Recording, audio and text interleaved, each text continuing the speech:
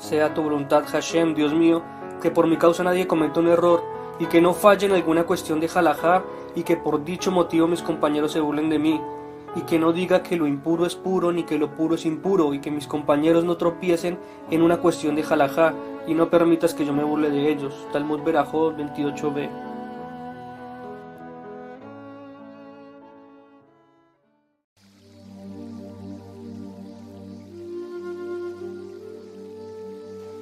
Shalom, shalom, estamos desde la Yeshiva Tefilá Emet, quienes habla Liat Cohen Ben Shahar, también de la Yeshiva.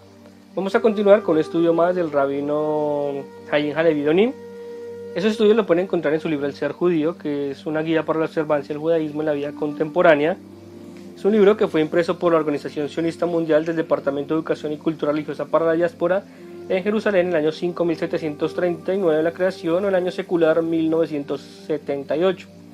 Recuerdo que este libro es una selección de recopilación del Shulchan Aruch y de la literatura de responsa para proporcionar una exposición razonada de las leyes y tradiciones judías. En esta ocasión vamos a tocar un tema que no a muchos les gusta, pero es importante saberlo, sobre la época del fallecimiento y el duelo. La tradición judía aprecia la vida. La Torá fue entregada a Israel para que vosotros viváis por sus enseñanzas, sino para que moráis por ellas. La muerte no posee ninguna virtud, ya que no son solo los muertos los que alabarán al Señor. Salmos 115, 17. Sin embargo, la tradición judía fue realista respecto a la muerte, ya que polvo eres y al polvo volverás, según lo dice Bereshit 3, 19. Y el espíritu retorne a Dios, que lo dio, según Eclesiastés 12, 7. El fin del hombre es la muerte, dice Rabbi Jonathan, según Berajot 17a. Dicho simplemente, todos hemos de morir. En sí, la muerte no es una tragedia. Lo que denominamos una muerte trágica está determinada por la naturaleza prematura de la muerte o por las circunstancias desafortunadas que la rodean. Cuando una muerte pacífica sigue una larga vida bendecida con buena salud y vitalidad del espíritu y de cuerpo, una vida rica en buenas obras, la muerte no puede considerarse como trágica. A pesar de lo inmenso de la pérdida y del pesar que ella produzca, bendito es aquel que ha sido criado en la Torá y cuyas acciones están basadas en la Torá y que actúa de manera de agradar a su Creador, que creció como un buen hombre y partió como un buen nombre. Al respecto, Salomón dijo: mejor es un buen nombre que un buen ungüento, y mejor el día de la muerte que el día del nacimiento. Lo dice Eclesiastés 7.1 del Berajot 17a. El mundo en que vivimos es considerado como un pasillo que conduce a otro mundo. La creencia en otra vida es un mundo por venir. Lo conocemos en hebreo muy comúnmente como Olam Haba, donde el hombre es juzgado y donde su alma continúa floreciendo. Está arraigada en el pensamiento hebreo. Todo Israel tiene participación en el mundo por venir. Lo dice la Mishnah Sanedrín 11.1. Pero cuanto más valioso ha sido el individuo, más grande es la pérdida para los sobrevivientes. Cuando más ha significado para los que le rodean, las familias, amigos, comunidad, más profundo es la congoja y más aguda la angustia. Las observancias tradicionales judías que rodean la muerte y el duelo tienen como objetivo mantener la dignidad de la persona fallecida y confortar a las personas en duelo. Hablemos un poco sobre las sepulturas y lo concerniente a las autopsias. Las leyes y prácticas religiosas judías que se refieren a la muerte, al duelo, se basan en dos principios fundamentales: el honor y el respeto debidos incluso a un ser humano sin vida. En hebreo se dice como kibud hamet, la preocupación por el auxilio mental, emocional y espiritual de las personas de duelo y la necesidad de consolarles. Nihum Avelin. El muerto debe ser envuelto en un sudario blanco que se conoce como tagrijim, después de haber sido cuidadosamente lavado y purificado. La simple prenda blanca fue instituida durante el periodo talmúdico, cuando los entierros se convirtieron en una terrible y costosa carga para las masas, subrayando así la igualdad de rico y pobre en la muerte. Hasta ese momento los más ricos habían sido enterrados generalmente envueltos en prendas más lujosas. Los sabios supieron ser sensible al honor de la persona pobre fallecida. El muerto varón es también envuelto en su talit, cuyos flecos, o sea los tzitzit, se invalidan, indicando simbólicamente que las exigencias terrenales ya no le incumben. Está prohibido el embalsamiento. La sangre de la persona fallecida es parte de ella, que también debe enterrarse y no deshacerse como algo superfluo. Exponer al muerto a la exhibición en un féretro abierto fue considerado tradicionalmente como un deshonor para él. Los sabios consideraron que el ser expuesto, permitiendo no solo a los amigos, sino también a los enemigos pasar y observar con menosprecio o burlarse del cadáver, constituye una falta de respeto para el muerto. Aunque el propósito de esta práctica en la cultura occidental es honorable, los valores judíos no la consideran aceptable. La cremación está prohibida. La sepultura debe realizarse en la tierra. La observación bíblica, ya que polvo eres y polvo volverás, según lo dice el libro de Génesis 3:19, es subrayada más aún por la Torá cuando dice que no dejarás de enterrarle, dice Deuteronomio 21:23. Cuando se lleva a cabo una cremación y las cenizas no son enterradas en la tierra, sino que se conservan en una urna sobre la tierra o se desparraman en el mar, no se exige que los deudos de la persona fallecida observan el periodo de 7 días de duelo estricto como Shiva. En autopsias, el consenso de los judíos rabínicos prohibió severamente durante los siglos los exámenes post-mortem, considerándolos como una profanación del muerto. Sin embargo, se le permitió cuando existía la razonable expectativa de que esto podría contribuir a la salvación de la vida de otro paciente. También fue permitido en casos de enfermedades hereditarias para salvaguardar la vida de los pacientes sobrevivientes y cuando lo exigió la ley civil del país, en caso de sospecha de violencia o etc. En todos los casos en que se hace una excepción a la prohibición general contra la autopsia, es de vital importancia que se adopten varias precauciones. Deben utilizarse solamente el mínimo de tejidos necesarios para estos exámenes. Todos los miembros extraídos del cuerpo deben ser devueltos a él para su entierro, todos juntos. A menos que lo exija la ley, la autopsia nunca debe llevarse a cabo sin el permiso expreso de la familia o el consentimiento previo de la persona fallecida mientras estuvo en vida. Debido a que cada caso es diferente y las opiniones de autoridades rabínicas pueden diferir acerca de las condiciones que deben reunirse para otorgar este permiso, se sugiere acudir a la guía del rabino de la propia comunidad. El entierro debe realizarse lo más pronto posible después de acaecida la muerte. Dilatar el entierro más allá de las 24 horas está permitido solamente para el honor del muerto, en casos tales como la espera de la llegada de parientes próximos procedentes de lugares muy lejanos, o si se trata de un Shabbat o una festividad. Está prohibido enterrar a un muerto en Shabbat. También está prohibido para los judíos participar en el entierro el primer día de las festividades, pero sí está permitido el entierro el segundo día de las festividades. Esto solamente el hecho de que pero solamente es el hecho del entierro. No se permite ninguna otra violación a la festividad, solamente en este caso. En las condiciones actuales se prefiere no realizar el funeral en ninguno de los 2 días de la festividad, para que no profanen esta festividad y para no deshonrar indirectamente al muerto. El cuidado del cuerpo, de la preparación para el sepelio y su vigilancia, así como el entierro en sí, es una tarea religiosa de carácter sagrado que solamente los miembros más piadosos y meritorios de la comunidad están llamados a realizar. La sociedad comunitaria organizada que se ocupa de esta tarea se denomina la sociedad sagrada, Hebra Kadishá. Desgarrar una prenda que uno está vistiendo, un kriá, es una manera religiosa y apropiada de expresar la congoja por el muerto. Este antiguo y tradicional signo de dolor entre los judíos se remonta a la época bíblica. La prenda sagrada debe seguir usándose durante la semana de duelo, que se conoce como Shiva, excepto en Shabbat. El corte de una cinta negra no es recomendado como sustituto religioso del desgarramiento de la prenda. Cuando se desgarra la prenda, la persona doliente pronuncia la siguiente bendición: Baruch atah Adonai Eloheinu melech haolam dayan emet. Bendito eres tú, eterno Señor nuestro y del mundo, que eres el juez verdadero. Ahora, durante los periodos de duelo, la ley judía considera 3 periodos sucesivos de duelo después del entierro, cada uno de los cuales es observado progresivamente con menor intensidad.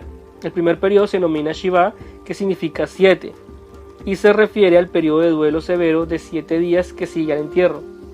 Shiva se observa por los siguientes parientes: el padre, la madre, la esposa o esposo, hijo o hija, hermano o hermana. La forma más adecuada para una familia de observar la Shiva es hacerlo todos juntos en el hogar de la persona fallecida. Sin embargo, esto no es obligatorio y los miembros de una familia pueden observar la Shiva en cualquier otro lugar de su conveniencia, incluso por separado en sus respectivos domicilios, si así lo exigen las circunstancias. ¿Cuáles son las prácticas observadas durante Shiva? Las personas en duelo no se sientan en sillas de altura normal, sino en banquillos bajos. Se conocen como taburetes o banquetes que pueden servir para este fin. Algunas personas siguen la práctica de sacar los almohadones de los sillones o del sofá para sentarse en el marco más bajo. Esto está permitido. Las familias sefarditas siguen la práctica más antigua de sentarse en el suelo. De esta práctica deriva la expresión sentarse en Shiva, aunque no es necesario que la persona en duelo estén realmente sentados todo el tiempo. Los deudos en duelo no usan zapatos de cuero, en su lugar pueden utilizar calzado de tela, de goma o pantuflas. Los deudos varones en duelo no se afeitan ni se cortan el cabello, las mujeres en duelo no se aplican cosméticos. Los deudos en duelo no deben trabajar, pueden consultarse al rabino local para las excepciones, ya que existen circunstancias atenuantes en casos individuales. Debe evitarse todo placer. No hay que bañarse o lavarse por placer, aunque está permitido hacerlo por razones de higiene a fin de evitar una severa incomodidad. Deben evitarse las relaciones sexuales, no hay que vestir ropa nueva o recién lavada, no hay que dedicarse al estudio de la Torá, con la excepción de aquellos libros o capítulos que se refieren a las disposiciones de duelo, y de libros tales como Job, Lamentaciones y partes de Jeremías que se refieren al dolor y la angustia. El periodo de Shiva finaliza en la mañana del séptimo día después de las oraciones matinales. El día de entierro se considera como el primer día de Shiva. Si el séptimo día cae en Shabbat, todos los aspectos públicos de la Shiva finalizan inmediatamente antes del mismo, dejando tiempo solamente para la adecuada preparación del Shabbat. La difundida idea de Shiva concluye al mediodía de un viernes y de una víspera de festividad. No tiene ningún fundamento en la ley judía. Si el Shabbat coincide con un día intermedio de Shiva, se suspenden las prácticas de duelo público relacionadas con Shiva durante el Shabbat, pero se reanudan cuando éste finaliza. Pero sin embargo, se toma en cuenta el Shabbat para el cálculo de los 7 días. Si alguna de las festividades bíblicas interrumpe la Shiva, esta se da por finalizada completamente y ya no se reanuda después de la misma. Si un funeral tiene lugar durante la semana de Pesach o la de Sukkot, y se observa la Shiva, pero esta solo comienza cuando concluye la festividad. En la diáspora, el último día de la festividad se cuenta como el primer día de Shiva. Purim y Hanukkah no se cuentan como festividades que dan por terminado el duelo, aunque las personas en duelo pueden asistir a la sinagoga para la lectura de la Megilá de Purim. Si existió un retraso en tener noticias del fallecimiento o del duelo porque una persona estaba ausente o vivía en una ciudad distinta, la persona en duelo comienza a observar todas las prácticas de duelo desde el momento en que recibe la noticia. Si el resto de la familia se encuentra todavía en periodo de Shiva en la ciudad donde tuvo lugar la muerte o el entierro, la persona puede unirse a ellos y finalizar el duelo al mismo tiempo que el resto. Si no es posible unirse a la familia o si ya transcurrió la semana de Shiva, se cuenta como el primer día de Shiva el día en que recibió la noticia. Si la noticia del fallecimiento del pariente se recibe después de que pasaron 30 días de la muerte, no se observa Shiva. El deudo debe sacarse los zapatos y sentarse durante una hora en un banco bajo, indicando una observancia simbólica. Solo debe pronunciar la bendición: bendito eres tú, el juez verdadero, como dijimos anteriormente. Cuando el fallecido es un pariente, también se debe desgarrar una vestidura. El segundo periodo se denomina Shloshim, que significa 30, y se refiere al periodo que se extiende desde el fin de la Shiva hasta el día trigésimo después del entierro, hasta el día 30 después del entierro. Durante este periodo está prohibido asistir a fiestas, incluso si no hay música, y también está prohibido contraer matrimonio, afeitarse o cortarse el cabello. Este segundo periodo termina el duelo para los parientes, salvo para la madre o para el padre. El periodo de Shaloshim concluye en la mañana del día trigésimo el día del entierro es contado como el primer día, sobre estos 30. Si durante el periodo de Shloshim ocurre alguna de las festividades importantes, se considera el duelo como finalizado. Sus restricciones especiales no se renuevan después de la festividad. El tercer periodo, que es observado por la madre o por el padre, se conoce simplemente como Avelut, duelo.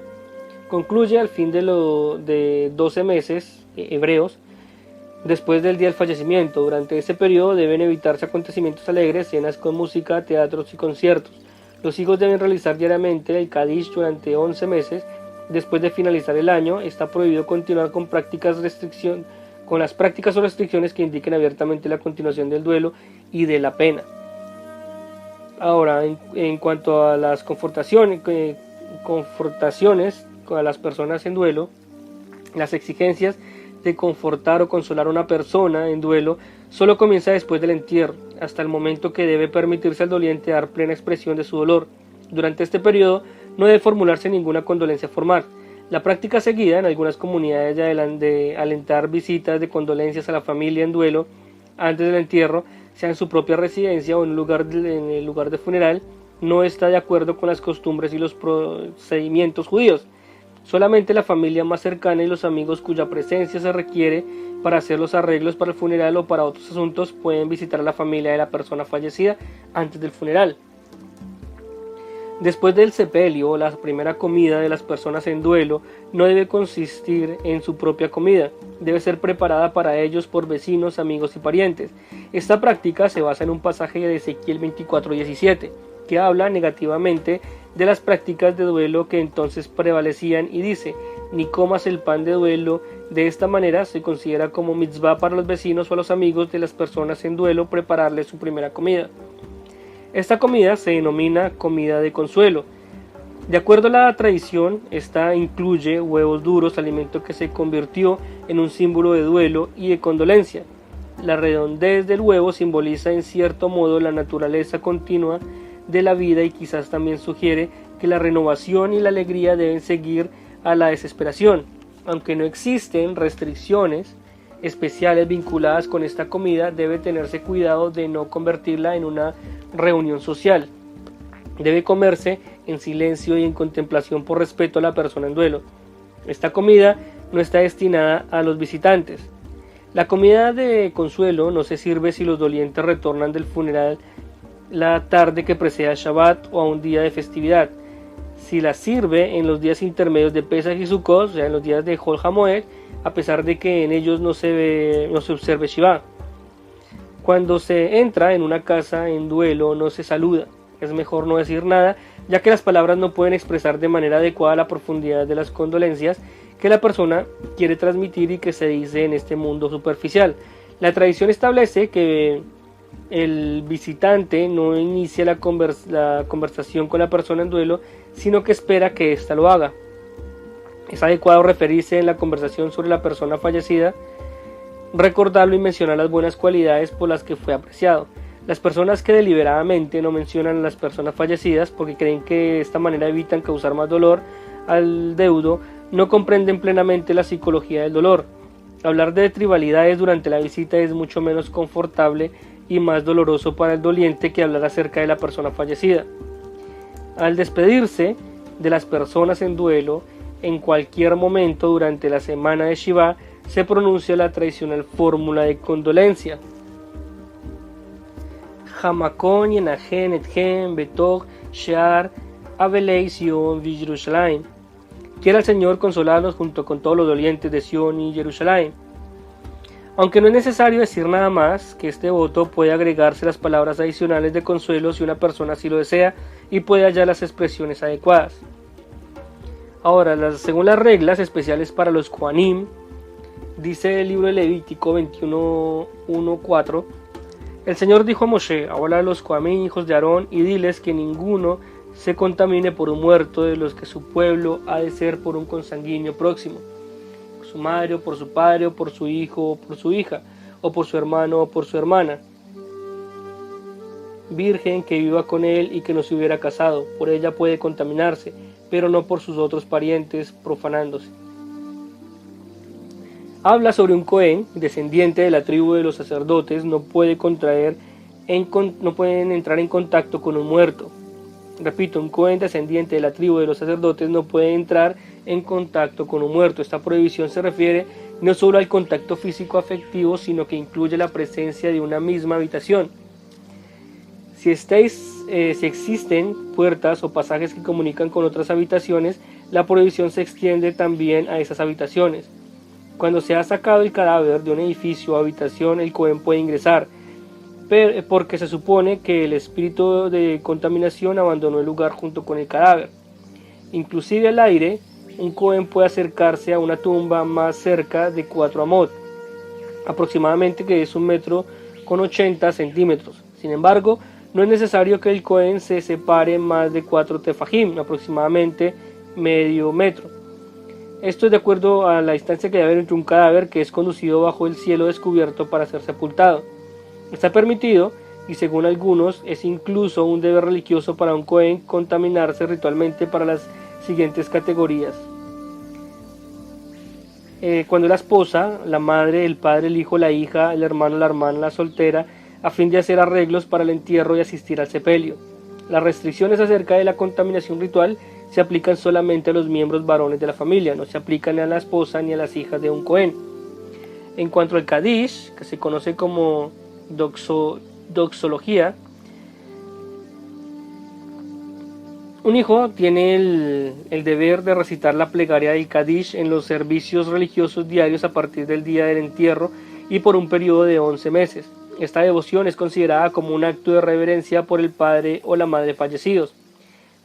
Para recitar el Kadish se requiere un minyan, un quórum de 10 adultos judíos varones. No se dice Kadish cuando se reza solo. El Kadish se recita de pie, en posición de atención y respeto. En algunas congregaciones se designa en cada oportunidad una sola persona para recitar el Kadish. En la mayoría de las congregaciones es costumbre que todas las personas en duelo reciten el Kadish al unísono. Los fieles que escuchan recitar el Kadish deben responder con las palabras Shehe Shemei Rabá Mevorach Leolam Ule Almai Almaya. Sea su gran nombre bendito para siempre a través de toda la eternidad. Amén. El Kadish se dice en arameo, que era la lengua hablada por las masas en la época talmúdica. De esa manera, una persona poco instruida podía entender su significado. Técnicamente, el Kadish no es una plegaria por el muerto. Existen plegarias especiales para los muertos, tales como el Malé Rahamim o el Yizkor, pero el Kadish no pertenece a esta categoría. No hace ninguna referencia al muerto o al duelo, es una doxología, una oración de alabanza a Dios.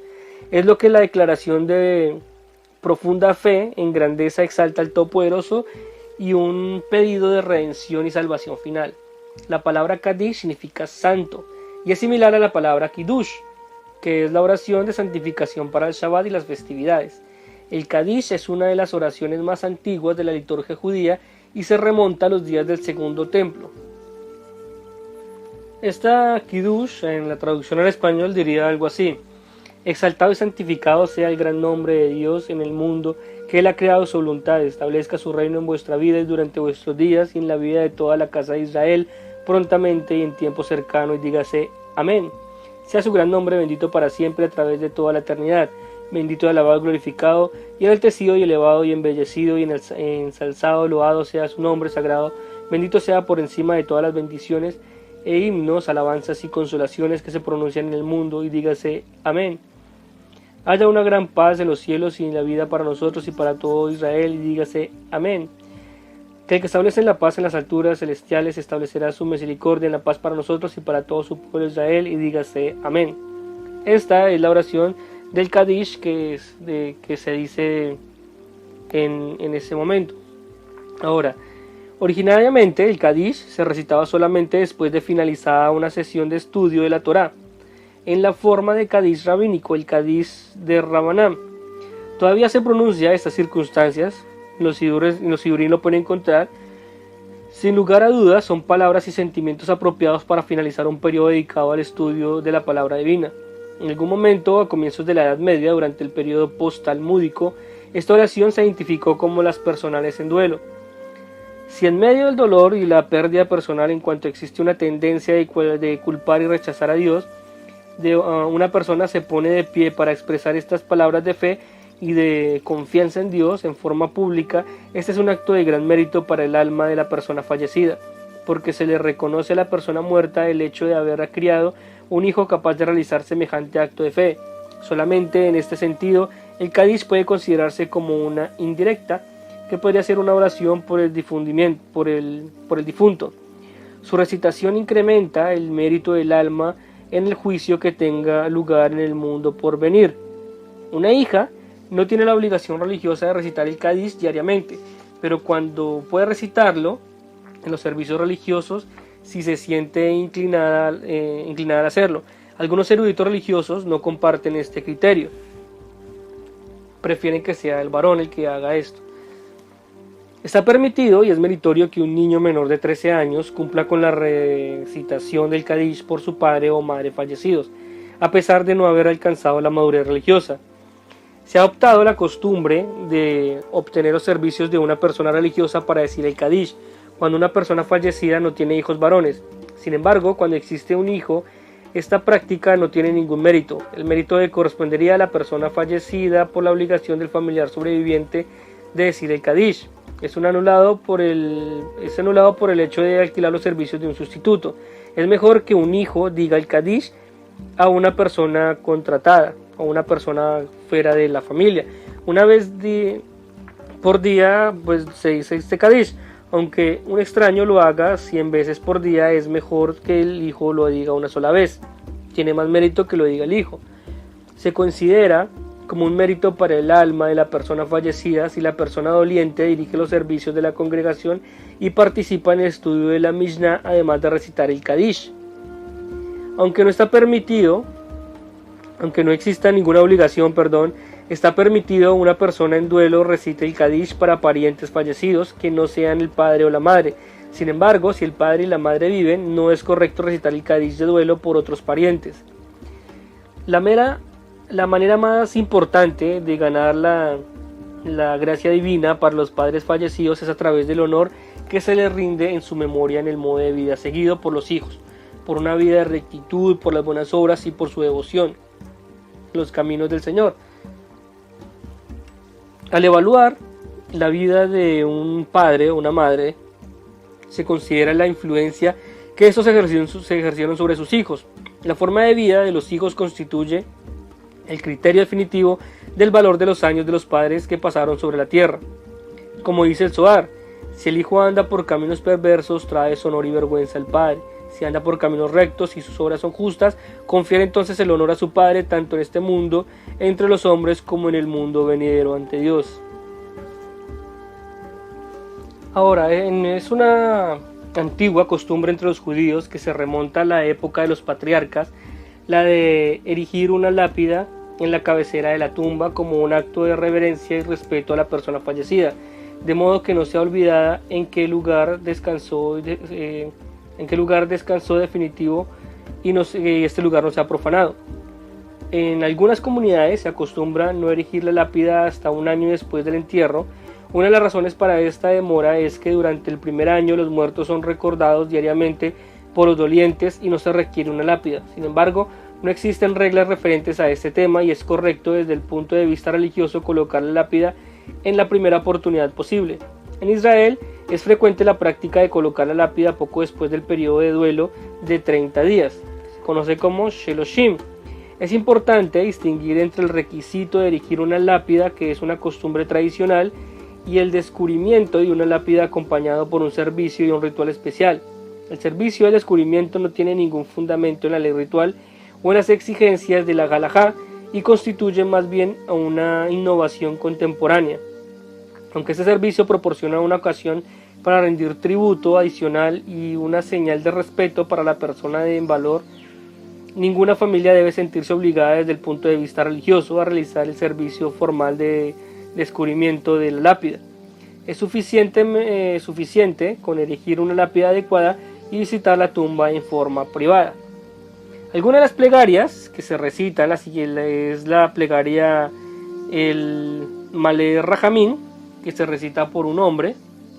Son plegarias que se recitan para recordar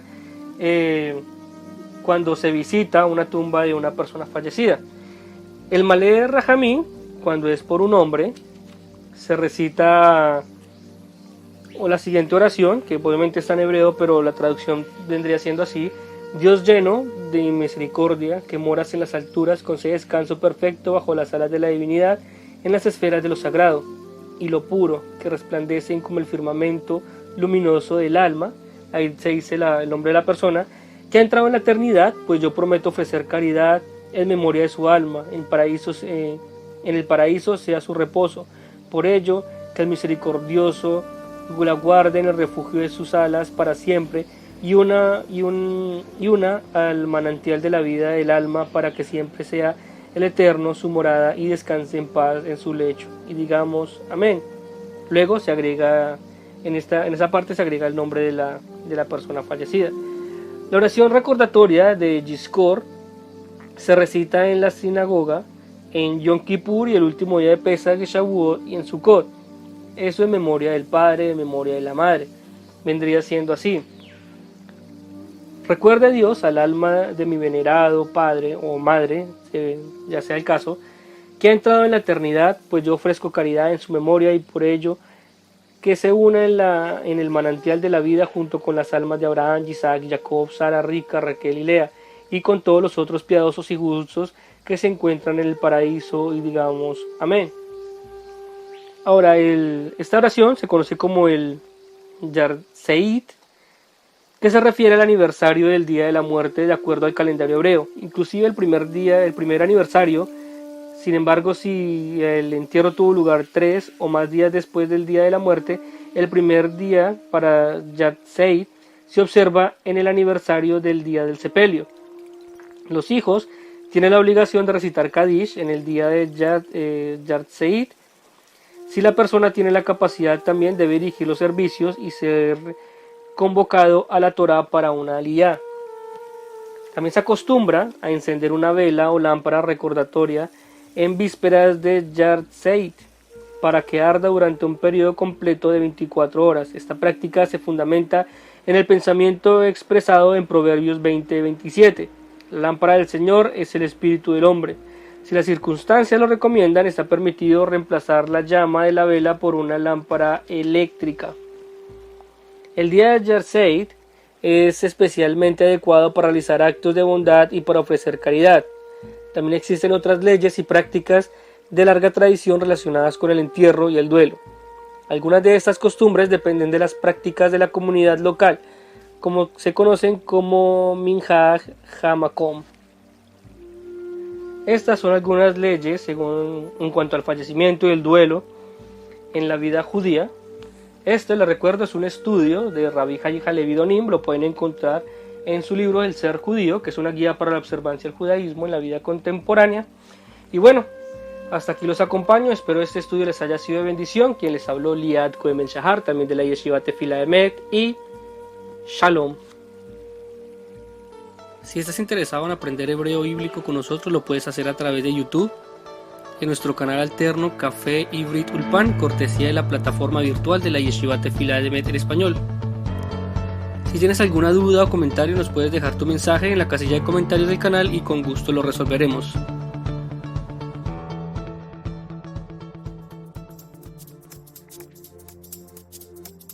Si quieres apoyarnos con tu donación, lo puedes hacer a través de PayPal, www.paypal.me/yeshivahelp.